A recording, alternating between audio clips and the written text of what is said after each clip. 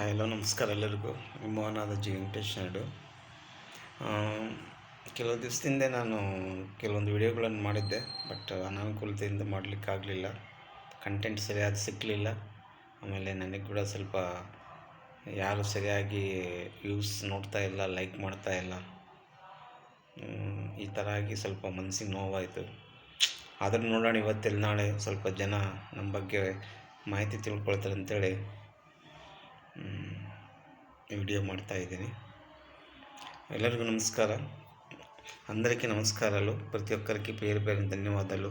అటు ఆంధ్ర ఇటు కర్ణాటక అన్నదమ్ములు మాదిరిగా ఉన్నారు. అందరికీ పేరు పేరున నమస్కారాలు తెలియజేస్తున్నాను. కంటెంట్ ఏమీ లేదు పెద్దగా. ಮೊನ್ನೆ ರೀಸೆಂಟಾಗಿ ಗೌರಿ ಹಬ್ಬ ಆಯಿತು. ನಮ್ಮೂರಲ್ಲಿ ಚೆನ್ನಾಗಿ ಮಾಡಿದ್ರು ಎಲ್ಲರೂ. ಭಾಳ ಖುಷಿಯಿಂದ ಹ್ಯಾಪಿಯಿಂದ ಮಾಡಿ, ಭಾಳ ಅದು ನೋಡೋಕ್ಕೆ ಎರಡು ಕಣ್ಣು ಸಾಲದಂತ ಹೇಳ್ತಾರಲ್ಲ, ಆ ಥರ ಹಳ್ಳಿ ವಾತಾವರಣ.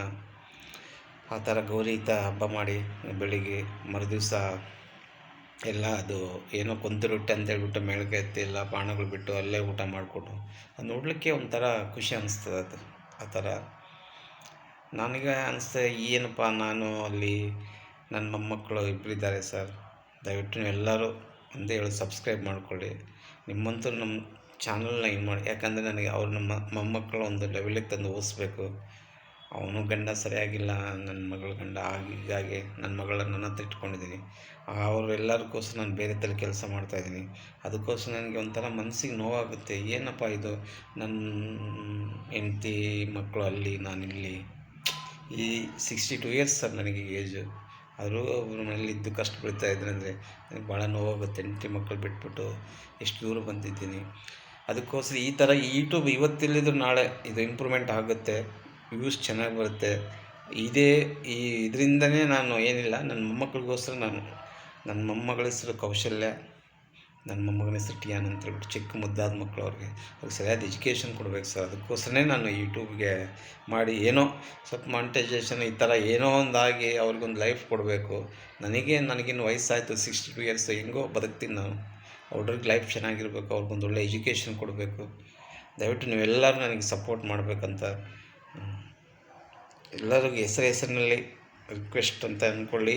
ಏನಾದರೂ ಅಂದ್ಕೊಳ್ಳಿ, ದಯವಿಟ್ಟು ನೀವು ಸಬ್ಸ್ಕ್ರೈಬ್ ಮಾಡ್ಕೊಳ್ಳಿ ನಮ್ಮ ಚಾನಲ್ನ. ಹಾಗೆಯೇ ಕೆಲವೊಂದು ಶಾರ್ಟ್ಸ್ ಮಾಡ್ತಾಯಿರ್ತೀನಿ, ಅದನ್ನು ಕೂಡ ಸ್ವಲ್ಪ ಲೈಕ್ ಕೊಡಿರಿ. ನಿಮ್ಮೆಲ್ಲರ ಸಪೋರ್ಟ್ ಇದ್ರೇ ನಾನು ಹುಡುಗರಿಗೊಂದು ಲೈಫ್ ಕೊಡ್ತೀನಿ. ಯಾಕಂದರೆ ನೀವೆಲ್ಲರೂ ಒಂದು ಕೈ ಹಾಕಿದರೆ ಎಲ್ಲೋ ಹೋಗ್ಬೋದು. ಕರ್ನಾಟಕ ಜನ ಅಷ್ಟು ಮನಸ್ಸು, ಹೃದಯ ಅಷ್ಟು ಭಾಳ ಸ್ಮೂತ್ ಅಂತ ಹೇಳ್ತಾರೆ. 100% ಸತ್ಯವಾದ ಮಾತಿದು. ಕರ್ನಾಟಕದವರು ಇದನ್ನು ನೋಡಿಬಿಟ್ಟು ಅವ್ರ ಮನಸ್ಸು ಒಂಥರ ಇದಾಗುತ್ತೆ. ಆ ವಿಶ್ವಾಸ ನನಗಿದೆ. ನೀವೆಲ್ಲರೂ ನೋಡಿ, ಈ ಚಾನಲ್ನ ಸ್ವಲ್ಪ ಲೆವೆಲ್ಗೆ ತೊಗೊಂಡು ನೀವು ನೋಡಿರಿ. ಎಷ್ಟೋ ಒಂದು 5 ನಿಮಿಷ ನೀವು ನೋಡಿಬಿಟ್ರೆ ನನಗೆ ಸ್ವಲ್ಪ ಸಂತೋಷ ಆಗುತ್ತೆ. ನಿಮ್ಗೇನು ಅನಿಸಿದ್ರೆ ಅದನ್ನ ಕಾಮೆಂಟ್ ರೂಪದಲ್ಲಿ ದಯವಿಟ್ಟು ತಿಳಿಸ್ರಿ. ಕಾಮೆಂಟೇ ಮಾಡೋದಿಲ್ಲ ನೀವು. ಈ ಥರ ಮಾಡಿರಿ, ಈ ಥರ ಅಂತೇಳಿದ್ರೆ ನನಗೆ ಸ್ವಲ್ಪ ಎನ್ಕರೇಜ್ ಮಾಡ್ದಂಗೆ ಆಗುತ್ತೆ. ನಾನು ಸ್ವಲ್ಪ ಇನ್ನೊಂದು ಸ್ವಲ್ಪ ಜಾಸ್ತಿ ಅದು ಮಾಡಿ ನಾನು ಮಾಡ್ತಾ ಇರೋದು. ನನ್ನ ಮೊಮ್ಮಕ್ಕಳಿದ್ದಾರೆ ಇಬ್ಬರು, ಟಿಯಾನು, ಕೌಸಲ್ಯ. ನನ್ನ ಮಗಳು ನಿಖಿತಾ ಅಂತೇಳ್ಬಿಟ್ಟು. ನಮ್ಮ ಮಿಸ್ಸಸ್ ಶಾಪ್ ನೋಡ್ಕೊಳ್ತಾರೆ, ಅವ್ರು ಸಾವಿತ್ರ ಅಂತ. ಈ ವಯಸ್ಸಲ್ಲಿ ಕೂಡ ಅವ್ರು ಕಷ್ಟ ಬೀಳ್ತಾರೆ ಅಂದರೆ ನನಗೆ ಬೇಜಾರು ಅನ್ನಿಸುತ್ತೆ. ಏನು ಮಾಡ್ಬೇಕು ಸರ್, ಪರಿಸ್ಥಿತಿನ ಹಿಡ್ಕೊಂಡು ಹೋಗಬೇಕು. ಅದಕ್ಕೋಸ್ಕರ ಎಷ್ಟೇ ಇಂಥವ್ರೋ ಗುಡಿಸಲಲ್ಲಿ ಬಿಟ್ಟು ಯೂಟ್ಯೂಬ್ ಚಾನಲ್ ಮಾಡ್ತಾರೆ. ನಾನು ಯಾಕೆ ಮಾಡಬಾರ್ದು? ನಿಮ್ಮೆಲ್ಲರ ಸಪೋರ್ಟು ಇದ್ದರೆ ನಾನು ಯಾಕೆ ಮುಂದೆ ಬರೋದಿಲ್ಲ ಅಂತೇಳ್ಬಿಟ್ಟು ಇವತ್ತು ಈ ನಿರ್ಧಾರ ಬಂದುಬಿಟ್ಟು ನಾನು ಆ್ಯಕ್ಚುಲಿ ಇದನ್ನು ಬಿಡೋಣಪ್ಪ, ಯಾಕಿದು ನಮಗೆ ಸರಿಯಲ್ಲ ಅಂತ. ಆದರೂ ಒಂದು ಛಲ ಇದೆ, ಮಾಡಬೇಕು. ಇವತ್ತಿಲ್ಲ ಜನ ನನ್ನ ಬಗ್ಗೆ, ನಮ್ಮ ಕರ್ನಾಟಕ ಜನ ನನ್ನ ಕೈ ಬಿಡೋದಿಲ್ಲ ಅಂತ ನನಗೆ ಆತ್ಮವಿಶ್ವಾಸ ಇದೆ.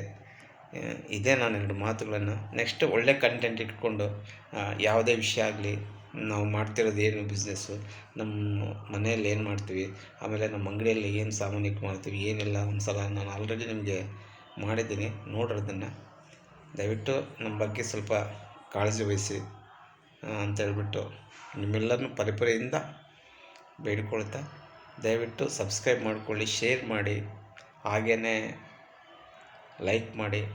ನೋಡಿ ಏನೋ ಏನಿದೆ ಇದ್ರಲ್ಲಿ ಅಂತ ದಯವಿಟ್ಟು ಆ ಥರ ಮಾಡ್ಕೊಬೇಡಿ. ಯಾವುದ್ರಲ್ಲೂ ಒಂದು ವಿಷಯ ಇದ್ದೇ ಇರುತ್ತೆ. ನಾವೀಗ ಒಂದು ಪೇಪರ್ ತೊಗೊಂಡು ನೋಡ್ತೀವಿ, ಸುಮ್ಮನೆ ಒಂದು ನ್ಯೂಸ್ ಪೇಪರ್ ಓದ್ತು ಅಂದ್ಕೊಳ್ರಿ. ಸುಮ್ಮನೆ ಹೆಡ್ಲೈನ್ಸ್ ನೋಡಿ ಪೇಪರ್ ಓದಿರಲ್ಲ, ಒಳಗಡೆ ಏನಿದೆ ಅಂತೇಳಿ ಸ್ವಲ್ಪ ನೋಡಬೇಕು. ದಯವಿಟ್ಟು ಇದನ್ನು ನೀವೆಲ್ಲ ಅರ್ಥಕೊಳ್ತೀರ ಅಂತೇಳ್ಬಿಟ್ಟು 2 ವಿಷಯಗಳನ್ನು ಹೇಳಿ ಮುಗಿಸ್ತಾ ಇದ್ದೀನಿ. ಜೈ ಕರ್ನಾಟಕ, ಜೈ ಭಾರತ್ ಮಾತಾ.